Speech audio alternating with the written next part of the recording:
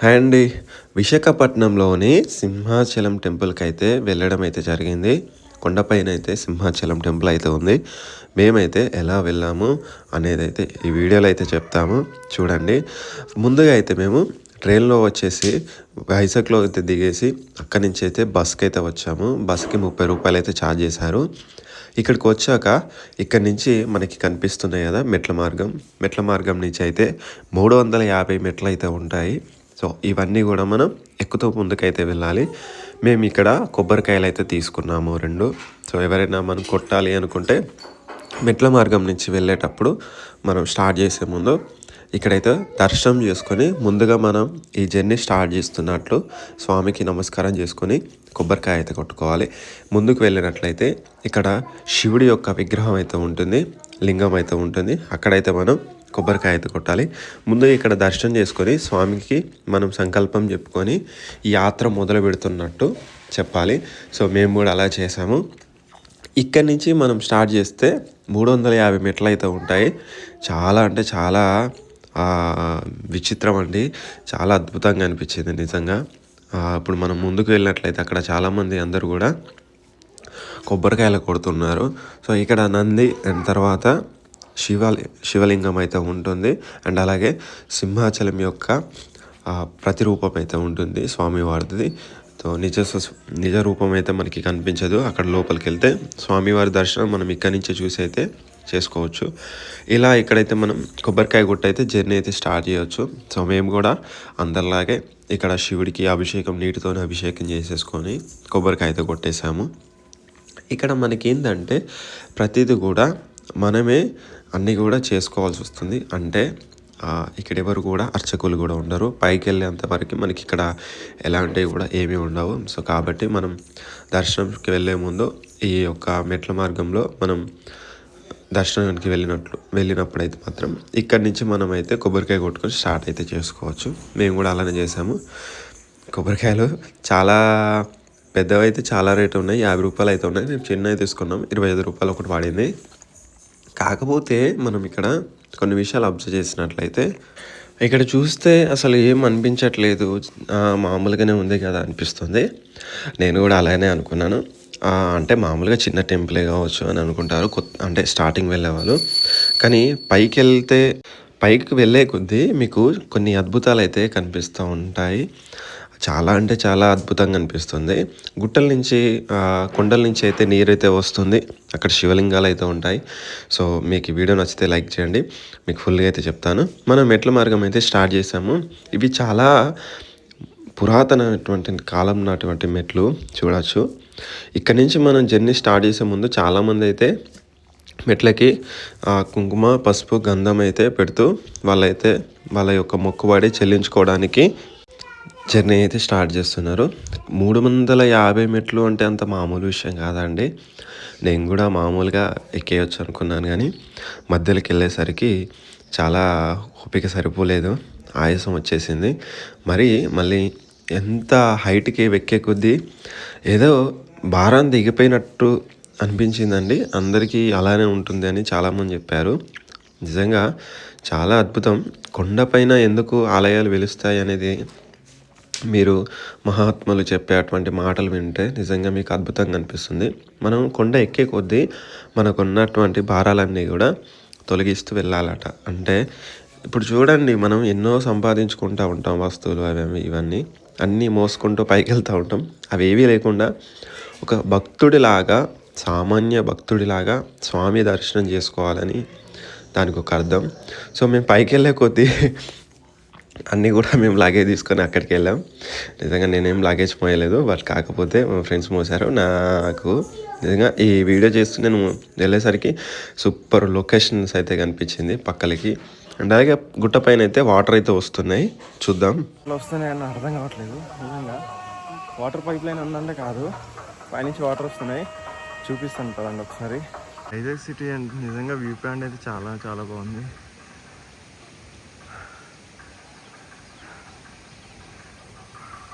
ఇప్పుడు ఇక్కడ వాటర్ వస్తున్నాయి పైన. ఆల్మోస్ట్ దగ్గరికి వచ్చేసాం. ఇవి చాలా హైట్ ఉన్నాయి మెట్లు.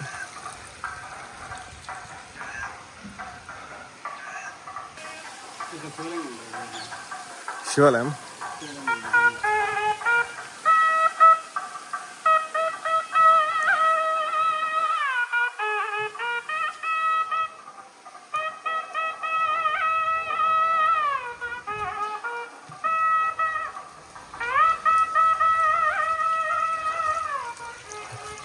ఊట భలే వస్తుంది. ఇవన్నీ గుట్టల నుంచే వస్తాయి వాడలు. గుట్ట పైన అయితే ఇక్కడ శివలింగాలు అయితే ఉన్నాయి. చూడండి ఎన్ని ఉన్నాయో.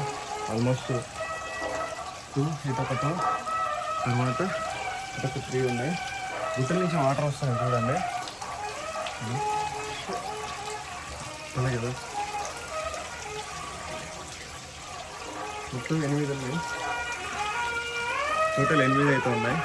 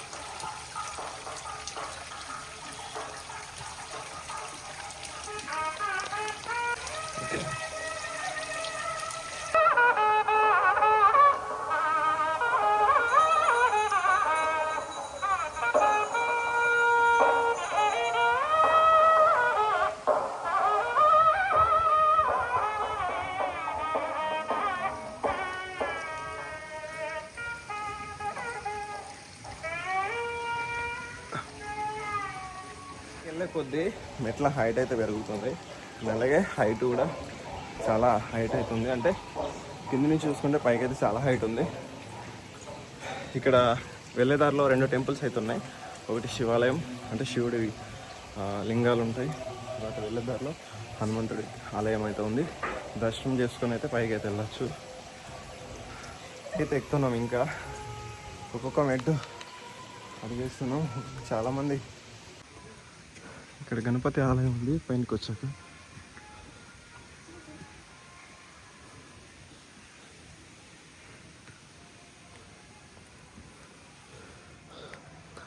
దానికైతే పైకి వచ్చేసినాం. ఇదేనా ఫైనల్? 350 మెట్లు కంప్లీట్ చేసాము. ఇంకున్నాయి. పైకి వచ్చాక 2 మార్గాలు అయితే ఉన్నాయి. పైన రోడ్ మార్గం కూడా ఉంది. మనం మెట్ల మార్గంలో వచ్చినాం. ఇక్కడ వాటర్ దాంట్లోకి వెళ్ళొస్తాం. ఎట్లా? ఓకే ఓకే, ఏంటి శివలింగం కొనే టైప్. ఇక అది చూడు. అయితే లాస్ట్ చివరి మెట్టు దగ్గరికి వచ్చేసినాం. రోడ్ మార్గం కూడా ఉంది. ఎవరైనా మెట్లు ఎక్కలేని వాళ్ళు రోడ్ మార్గం నుంచి అయితే రావచ్చు. కిందికి వెళ్ళి వచ్చినాం. ఇటు పక్కన చూసుకుంటే రోడ్ మార్గం ఉంది. కార్లు కానీ బైక్లు కానీ అన్నీ వస్తున్నాయి. చివరి మెట్టు మార్గం వచ్చేసినాం. సో ఇదైతే విషయం.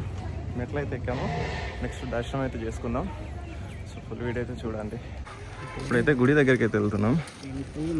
ఈ రూట్లో ఇదంతా బస్ స్టాండ్ లాగా ఉంది. Bus stand area. ఇటు నుంచి టెంపుల్కి అయితే మార్గం ఉంది. పద. మెట్లే కాక మెట్ల మార్గం నుంచి ఇలా వస్తే ఇటు సైడ్ అయితే గుడికి అయితే మార్గం ఉంది. సో గుడికి అయితే వెళ్తున్నాం. ఇక్కడ కూడా మెట్లు ఉన్నాయి ఇంకా పైకి.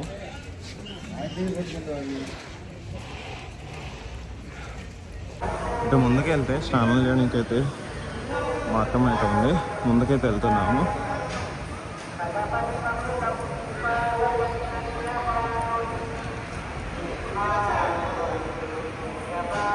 ఇవన్నీ కూడా దర్శన్ క్యూ లైన్ అండి.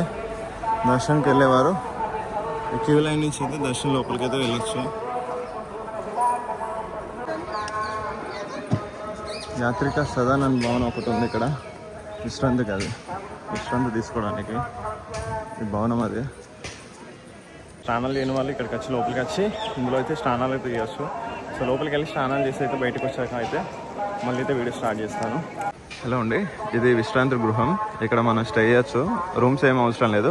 అటు కేశకండలు తలనీనాలు ఎవరైనా ఇవ్వాలనుకుంటే ముందు సైడ్ తీయచ్చు. సో రూమ్స్ అవసరం లేదు, ఇక్కడనే స్నానం చేయొచ్చు. స్నానం చేసే వారికి 10 రూపాయలు అయితే ఛార్జ్ చేస్తున్నారు. సో లోపల temple entrance view point excellent. Temple ఆవరణం మొత్తం కూడా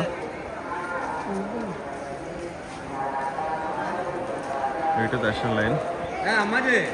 టైం అయినా కొద్ది అయితే క్రౌడ్ అయితే పెరిగిపోతుంది. చూడొచ్చు చాలా మంది అయితే అయిపోయారు ఇప్పటికే. ఇటు మొబైల్ కౌంటర్స్ అయితే ఉన్నాయి ఈ పక్కన. లొకేషన్ అయితే చాలా అంటే చాలా ఎక్సలెంట్గా ఉన్నది. పైన మార్నింగ్ టైం వస్తే దర్శనం అయితే ఈజీగా చేసుకోవచ్చు. మనకి స్నానాలు కూడా పైనే చేసుకోవచ్చు. మీరు రూమ్స్ ఏం అవసరం లేదు, డైరెక్ట్ వచ్చి స్నానం చేసి దర్శనంకి అయితే వెళ్ళచ్చు. మొబైల్ లాకర్ అయితే ఉంది, లాకర్లో బ్యాగ్ పెట్టేసి స్నానానికి అయితే వెళ్ళచ్చు. లోపలికి అయితే వెళ్తున్నాం. మన వాళ్ళకి బ్యాగ్లు ఇచ్చేసి లోపలికి అయితే వెళ్తున్నాం. ఇప్పుడే దర్శనం అయితే అయిపోయింది. చాలా అంటే చాలా క్రౌడ్ ఉంది, చూడవచ్చు పబ్లిక్ అయితే. కాకపోతే 1 అవర్లో దర్శనం అయితే అయిపోయింది. దర్శనం చేసుకొని బయటకైతే వచ్చాం. లడ్డూలు కూడా తీసుకున్నాం. పబ్లిక్ చూడవచ్చు, చాలా అంటే చాలా పబ్లిక్. మార్నింగ్ టైం వస్తే తొందరగా అయితే దర్శనం అయితే తీసుకోవచ్చు. సో మార్నింగ్ టైం 6కి అట్లా వచ్చి 9 వరకు అయితే దర్శనం చేసుకుంటే తొందరగా అయితే మనం దర్శనం చేసుకొని అయితే బయటకి అయితే రావచ్చు.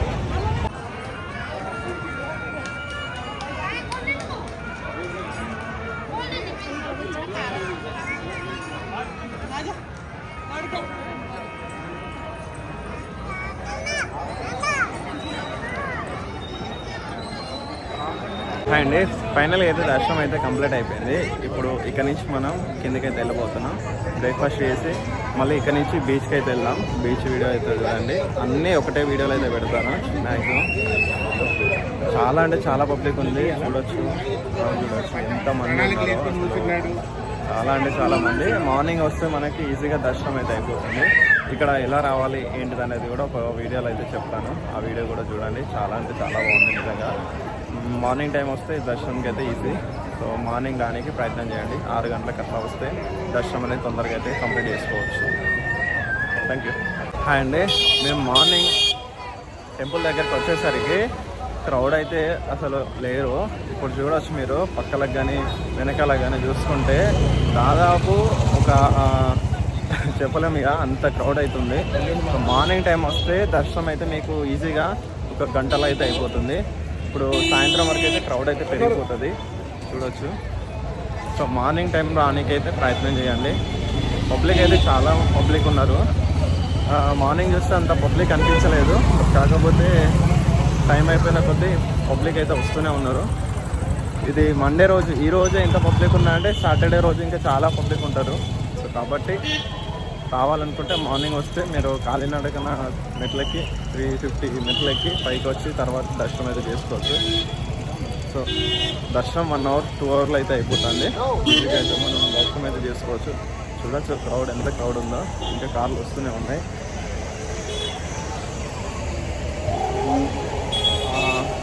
ఇక్కడ లడ్డు తర్వాత ప్రసాదం అయితే పులిహోర అయితే మార్నింగ్ అయితే ఉంటుంది. పులిహోర 15 రూపీస్ అలా 10 రూపీస్ ఛార్జ్ చేస్తున్నాను. లడ్డు వచ్చేసి 15 రూపీస్కి 80 గ్రామ్స్ అయితే లడ్డు అయితే ఉంది. లడ్డు కూడా బాగున్నాయి. సో లడ్డూలు కూడా తీసుకున్నాం. టిఫిన్ చేయాలంటే కిందికి వెళ్ళాలనుకుంటా, టిఫిన్స్ కూడా ఉన్నాయి. ఇంకేముంటాయండి వివరాలు. యాక్చువల్ ఏంటంటే మేము నడుచుకుంటూ వస్తే మెట్ల మార్గం వచ్చినాం కాబట్టి మాకు అంత పబ్లిక్ అనిపించలేదు. కాకపోతే పైకి వచ్చి చూశాక పబ్లిక్ చూస్తే షాక్ అయ్యేస్తున్నాం ఇంత పబ్లిక్ ఏంటని. ఇక్కడ బస్సు వే కూడా ఉంది. బస్కి ఇక్కడి నుంచి కిందకైతే వెళ్ళొచ్చు మనం. ఇదే బస్ స్టాండ్. మళ్ళీ మెట్ల మార్గం నుంచి అయితే కిందకి వెళ్తున్నాం.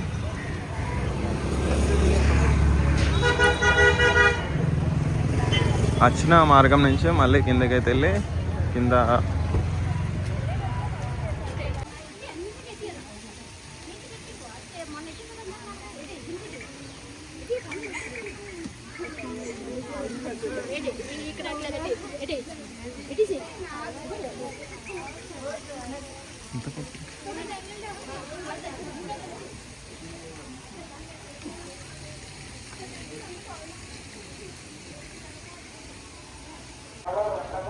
కిందికి దిగుతున్నాం ఇప్పుడే.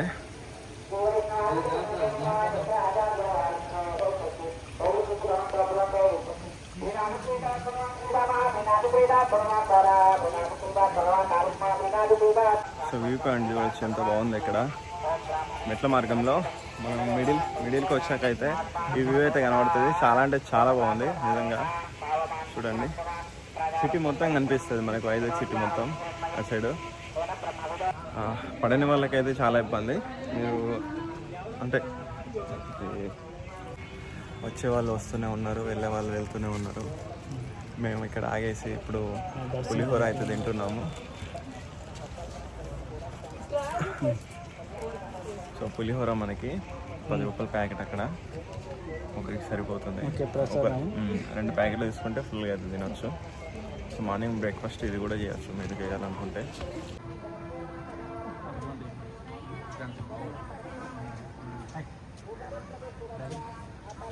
ఆఫ్టర్నూన్ అయిన కొద్దీ క్రౌడ్ అయితే పెరిగిపోతుంది. మార్నింగ్ ఇప్పటికీ చాలా క్రౌడ్ అయితే పెరిగిపోయింది.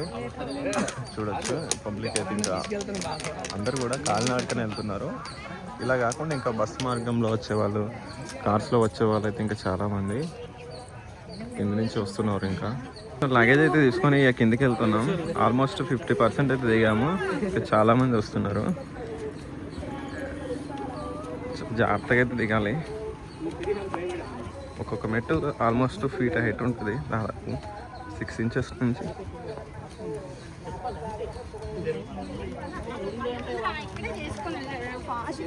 ఫైనల్గా అయితే మేమైతే రిటర్న్ అవుతున్నాం. చాలామంది వస్తున్నారండి. మార్నింగ్ మీరు సోమవారం కానీ శనివారం కానీ వస్తే పబ్లిక్ అయితే చాలా పబ్లిక్ ఉంటారు. సో ఈ డేస్లో కాకుండా మిగతా డేస్లో రానికైతే ప్రయత్నం చేయండి. రిటర్న్ అయితే అవుతున్నాం. అందరు కూడా కాలినడకలో చాలామంది అయితే వస్తున్నారు. పైకి వెళ్తున్నారు, కిందికి వస్తున్నారు. పబ్లిక్ అయితే చాలా పబ్లిక్ ఉంది.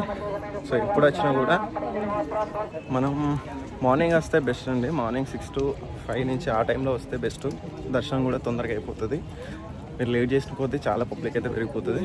ఇంకా చూడవచ్చు ఇంకా పబ్లిక్ వస్తూనే ఉన్నారు కిందకి వెళ్ళి. సో చాలా అంటే చాలా పబ్లిక్ వస్తున్నారు.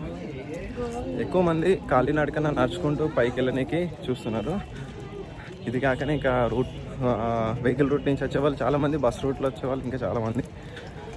ఎక్కేటప్పుడు ఎంత ఇదో, దిగేటప్పుడు కూడా అట్లనే ఉంది. బస్సులో వెళ్ళిపోవాలనుకుంటే. సో మేము వెహికల్ కాలినడక మార్గంలో మళ్ళీ రిటర్న్ అయితే అవుతున్నాం. మన గ్యాంగ్ వెళ్ళిపోతుంది ముందట్నే.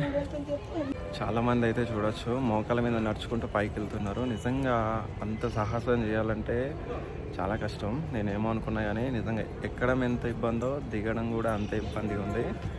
నిజంగా మనం ఈ 350 మెట్లు ఎక్కేటప్పుడు మామూలుగా ఎంత ఉంటుందో, ఇంకా ఈ మోకాల మీద ఎక్కుకుంటూ వెళ్తే నిజంగా దేవుడు కనిపిస్తాడు. కాకపోతే ఇంత నమ్మకంగా భక్తులు చేస్తున్నారంటే అంత ఇది ఇక్కడ రిజల్ట్ ఉందన్నట్టే కదా. సింహాచలం బస్ స్టాండ్ ఇది.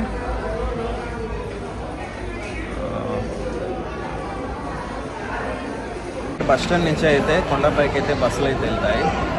ఫస్ట్ కౌంటర్ అంటే ఫస్ట్ నెంబర్కి అక్కడ మీరు వెళ్తే బోర్డు కాడ బస్సులు అయితే ఉంటాయి. అవి డైరెక్ట్ మీకు కొండపైకి అయితే వెళ్తాయి.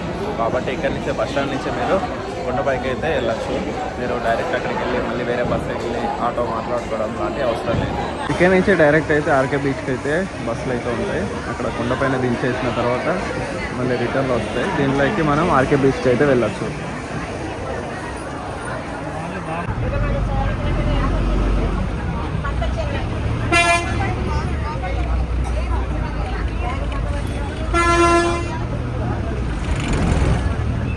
అండి ఫైనల్ అయితే వైజాగ్ బీచ్కి అయితే వచ్చినాం. బీచ్ అయితే చూస్తున్నాం ఫస్ట్ టైం. చాలామంది అయితే ఉన్నారు ఇక్కడ. సో అన్నీ కూడా చూద్దాం రండి.